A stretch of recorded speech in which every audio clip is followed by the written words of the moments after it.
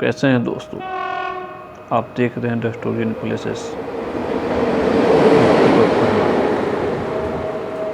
आज की घटना बिहार कोइलवर डिस्ट्रिक्ट की है। कोइलवर आरा और पटना के बीच में सोन नदी के पास पड़ता है। एक बार हुआ ये, मेरे दोस्त के भाई का शादी था और मुझे उसके शादी में जाना था। लोकेशन मेरे लिए अनजान थी और मेरा दोस्त बहुत ज़्यादा बिजी था, जिसके कारण वो मेरे कहने पर भी हमको लेने नहीं आ पाया, तो हमको खुद से अकेले ही जाना था। मैंने बोकारो से ट्रेन पकड़ा, पटना गया और पटना से फिर कोइलवर के लिए निकल गया। होता ये है कि पटना से बक्सर के बीच में ट्रैक बहुत कम होने के कारण अक्सर ट्रेनें लेट हो जाती हैं। मेरा भाग्य बहुत ख़राब था। मैं एक सुपर फास्ट ट्रेन पकड़ने वाला था, लेकिन 5-10 मिनट की लेट पहुंचने के कारण वो ट्रेन निकल चुकी थी। उसके आधे घंटे बाद ही एक पैसेंजर ट्रेन थी, एक लास्ट वही ट्रेन बैठी थी। मैं उस ट्रेन पर चढ़ गया और वो ट्रेन हर हाल्ट पर रुकती हुई धीरे धीरे करके आगे की ओर बढ़ रही थी।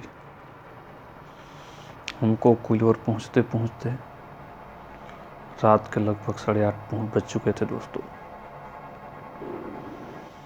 जब मैं कोइलवर स्टेशन पर पहुंचा तो स्टेशन बहुत खाली था और जो भी पैसेंजर उतरे सब एक एक करके अपने घर जा चुके थे। मुझे कुछ समझ में नहीं आ रहा था अब क्या करूं, कैसे जाऊं। तभी कुछ दूरी पे देखा कि एक व्यक्ति बैठा हुआ है और उसके साथ जस्ट बगल में ही एक बहुत ही सुंदर 25 से 26 साल की लड़की भी बैठी हुई है और दोनों आपस में बात कर रहे थे। हम सोचे इन लोगों से कुछ पूछा जाए कि जाने के लिए कोई गाड़ी वाड़ी होगा क्या। मैं गया, अंकल बिशुनपुर जाने के लिए कोई गाड़ी मिलेगा क्या? हाँ बेटा, हम लोग को भी उधर ही जाना है, चलो चलते हैं।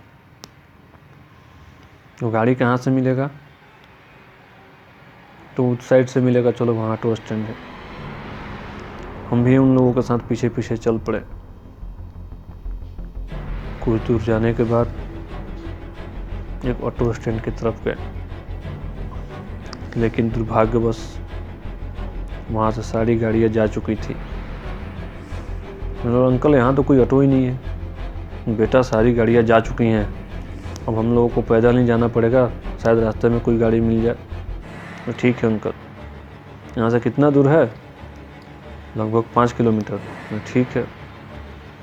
मेरे दोस्त को फ़ोन कर रहा था, वो फ़ोन रिसीव नहीं कर रहा था। मैं बोला अंकल लोग के पीछे पीछे चलने में ही भलाई है। मैं उनके पीछे चल पड़ा। यही रात के लगभग 9 बज चुके थे। सोचा 5 किलोमीटर 1 घंटा लगेगा, 10 बजे तक पहुंच जाऊंगा। मैं पीछे पीछे चल रहा था, वो लोग आगे आगे चल रहे थे और आपस में कुछ कुछ बात करते जा रहे थे। मैंने चलो ठीक है। कुछ दूर आगे जाने के बाद मेरा ध्यान वो अंकल और उसकी बेटी के पैर के ऊपर पड़ा। ये देखते ही मेरा हालत बहुत ख़राब हो गया। उन दोनों के पैर पीछे की तरफ घुमे हुए थे और वो अजीब टाइप से दिख रहे थे और धीरे धीरे लड़की का बाल से दिख रहा था। ये देखते ही मेरे हालत ख़राब हो गया। अब बोले अंकल और कितना दूर जाना है? नहीं बेटा, अभी और 2 किलोमीटर दूरी है। कुछ दूरी पर जाने के बाद अंकल बोला, बेटा तुम किस लिए जा रहे हो?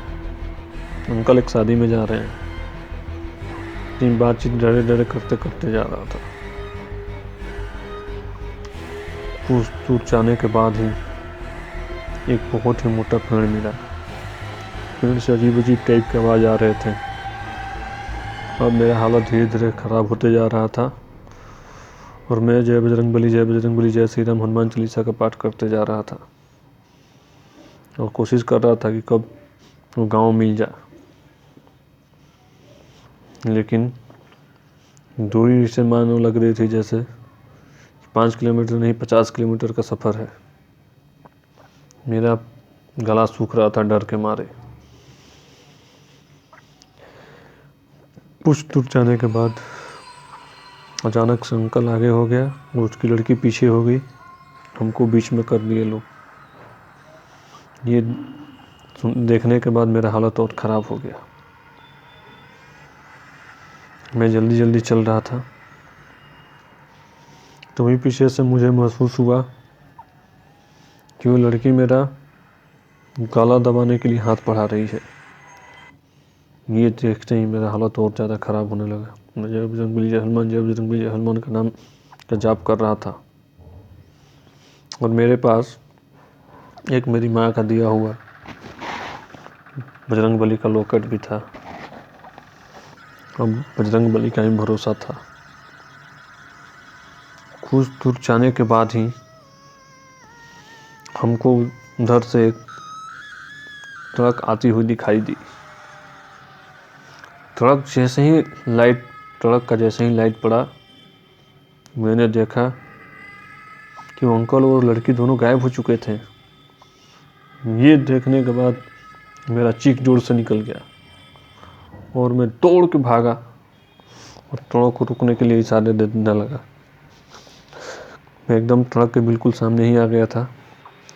ट्रक वाले ने मेरी लाचारी देखकर ब्रेक लगाई और हमसे सारा कुछ पूछा। फिर मैंने ट्रक वाले को सारा कहानी बताया और ट्रक वाले ने मेरी मदद करके मेरे दोस्त के घर पहुंचाने का काम किया। जब मैं वहां पहुंचा और अपने दोस्त से सारी बीती सुनाई, दोस्त ने बताया कि बाबू तुम्हारा भाग्य बहुत ठीक था कि तुमने लॉकेट पहना हुआ था और हनुमान चालीसा का जाप कर रहा था।